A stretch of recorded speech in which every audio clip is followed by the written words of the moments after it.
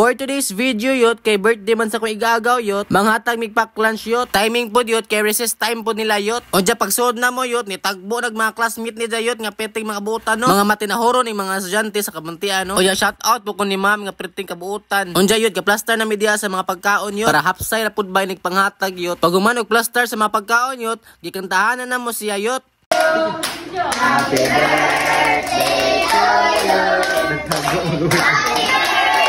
Say happy birthday. Happy birthday to you.